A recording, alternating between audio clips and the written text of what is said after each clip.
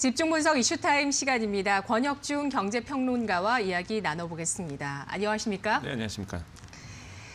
오늘 이슈 관련 뉴스부터 확인해 보겠습니다. 이데일리입니다. 어제 나온 기사인데요. 국제유가 60달러, 국채금리 1.3% 돌파, 인플레이션 공포 점증입니다.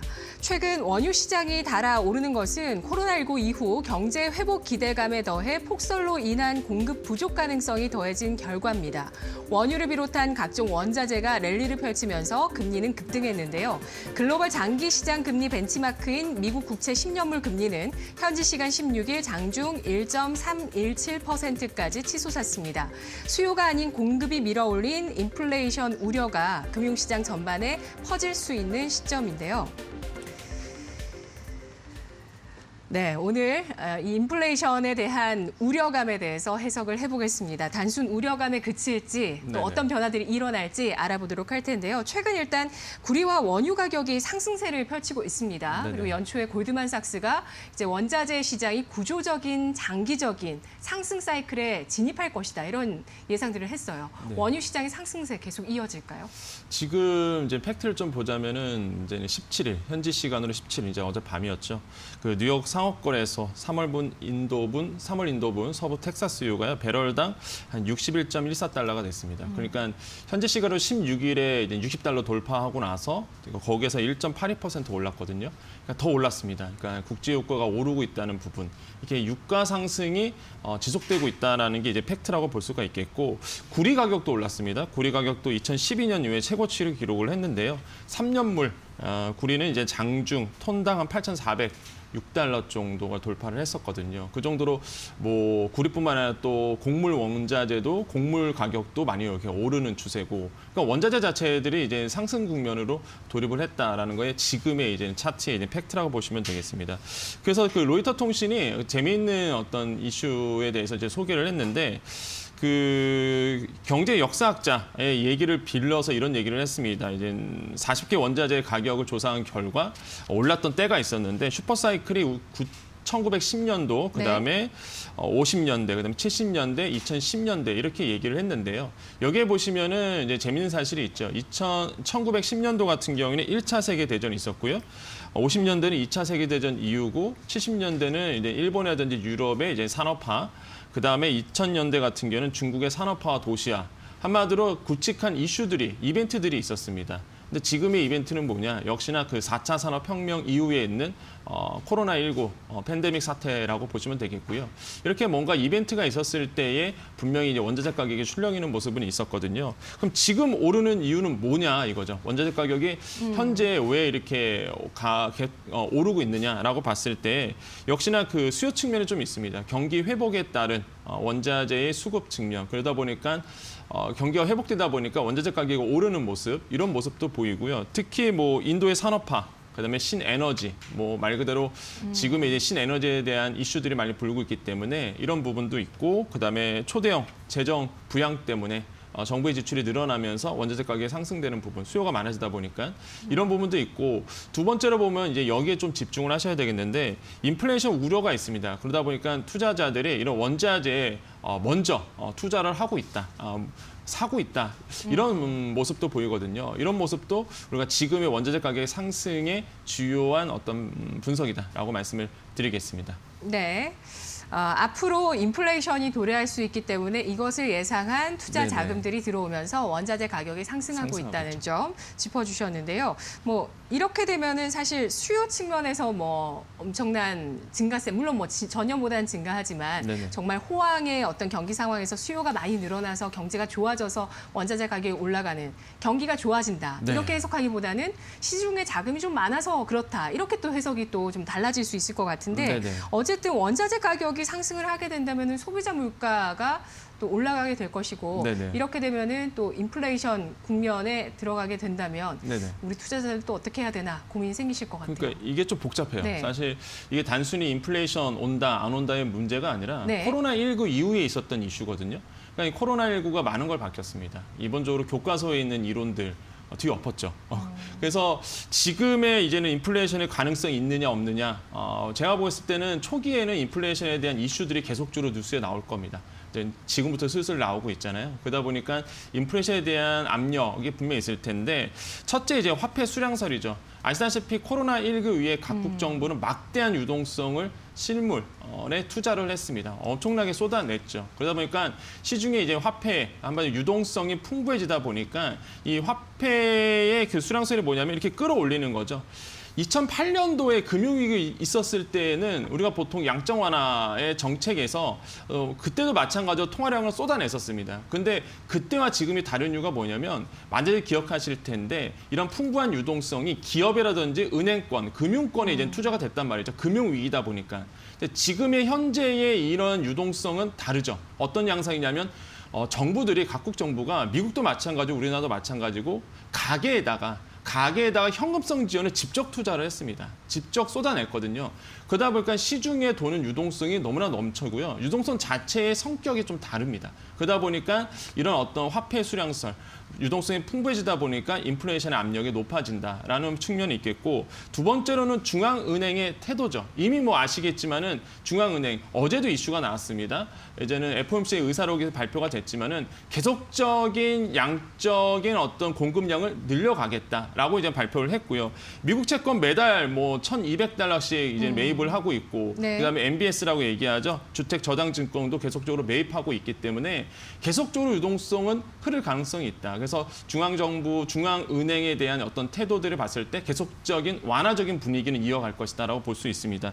세 번째로는 공급견인 인플레이션이죠. 금방 말씀하신 것처럼 우리가 수요가 좋아지다 보니까 가격이 오르게 되는 좋은 현상입니다. 근데 지금의 현상으로 본다면은 물론 수요 측면도 있지만 네. 공급 측면도 있거든요. 네, 원자재 네. 가격이 오르다 보니까 비용이 상승되고 공급이 줄어들게 되고 공급이 줄면은 수요와 공급 법칙에 의해서 당연히 가격은 상승할 수밖에 없거든요. 네. 이런 공급견인 인플레이션도 어느 정도 작용하고 있다는 부분에 봤을 때는 지금 저는 이런 세 가지 이유 때문에 인플레이션에 대한 압력은 좀 높아질 수밖에 없다 봅니다. 네. 여기서 중요한 거죠. 네. 돈을 벌 때는 항상 이럴 때 투자를 하시거든요. 사실 이렇게 변동성이 심하고 그다음에 뭔가 굵직한 이벤트가 있고 뉴 노멀인 상태. 이럴 때 이제는 오히려 코로나19 때문에 돈을 버신 분들이 있고 손해를 보신 분들이 있는데 뭐 이전에 작년 같은 경우에는 코로나19 때문에라고 본다면 제가 봤을 때는 이번 연도 하반기부터는 인플레이션에 대한 어떻게 대비하냐에 따라서 돈을 벌 수 있느냐 못 버느냐 네. 이 차일 것 같습니다. 그래서 인플레이션에 대한 좀 집중을 좀 관심을 가져달라고 말씀을 드리죠. 인플레이션의 수혜를 보는 구조를 만들어놔야 네, 맞습니다. 지금 이 시기에 돈을 잘 벌 수 있다는 점을 강조를 해주셨는데요. 지금 최근에 이제 기업들의 움직임을 보면은 사실 뭐 비트코인이 각광을 받는 것도 인플레이션, 맞습니다. 화폐 가치 하락에 네. 대한 우려 때문에 뭐 테슬라 같은 경우도 이제 현금 자산의 8%를 맞습니다. 인플레이션이 아니죠. 비트코인을 네. 만들어놨고 애플은 현금이 많은데도 채권을 발행했습니다. 맞습니다. 최근에 예, 이러한 부분들이 이제 인플레이션에 대비하는 기업들의 움직임인데 네. 인플레이션은 올 겁니다. 왜냐하면 연준이 간다고 했으니까요. 네네. 2% 물가 상승률 수준 유지하겠다라고 했는데 인플레이션이 왔을 때 투자 환경이 어떻게 바뀔까요? 그러니까 딱 보면은요, 이제 빈부격차가 심해져요. 이건 네. 뭐 교과서에 나온 얘기입니다. 인플레이션 온다 그러면 화폐 가치가 떨어지고요, 자산 네. 가치가 올라가거든요.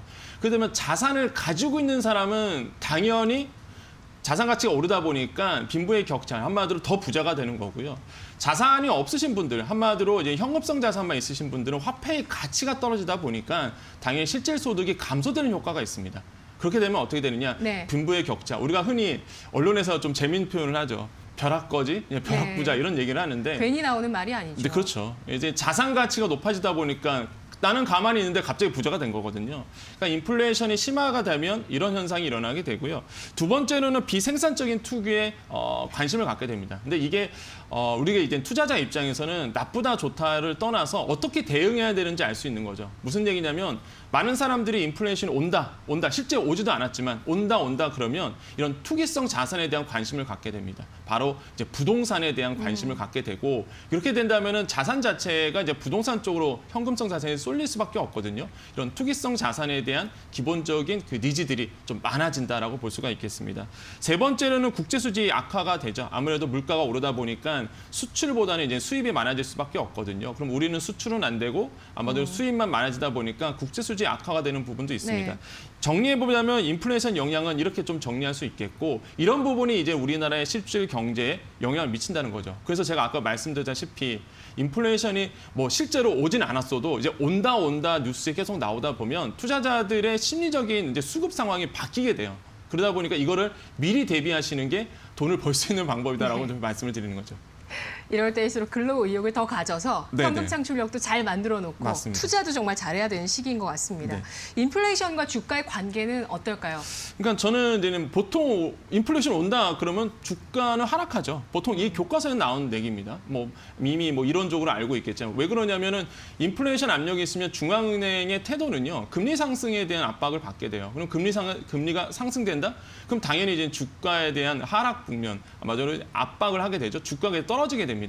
그래서 이제 당분간 만약에 중앙은행이 금리를 올린다 이슈가 계속 나올 거예요 뉴스에. 근데 아까 우리 앵커님이 잘 말씀하신 것처럼 중앙은행은 기본적으로 말 그대로 그 미국에서도 마찬가지고 금리에 대한 기본적인 왕적 완화는 계속 갖고 가겠다. 금리는 십자로 올리지 않을 거다라고 발표를 했기 때문에 당분간은 금리에 대한 압박은 분명히 없을 겁니다. 하지만은 이제 인플레이션을 봤을 때 수요 견인 측면이 된다 그러면은 사실 이제 주가에는 더 오히려 흐름이 좋아져요. 한마디로 네. 수요 견이라는 거는 경기가 살아나면서 나오는 이제 인플레이션이거든요. 그러다 보니까 오히려 주가에 긍정적인 영향을 미칠 것이고요.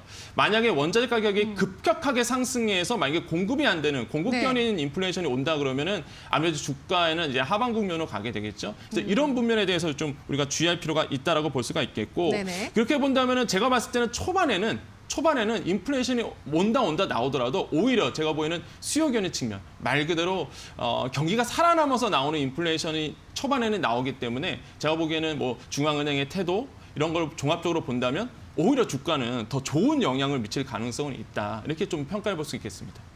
네, 이렇게 국제 유가나 원자재 가격이 상승을 했을 때 우리 증시가 받는 영향력에 대해서도 좀 점검을 해보겠습니다. 네네. 어떤 쪽의 가능성을 높게 보시나요? 역시 지금 원자재 가격이 오른다. 뭐 인플레이션을 떠나서 지금 현재 원자재 가격이 오른다. 유가 오르고 있잖아요. 그렇게 되면 당연히 유가가 오르게 되면 혜택을 받는 수혜 업종들이 있어요. 역시나 뭐 아시겠지만은 화공 플랜트 업체와 정유 업체입니다.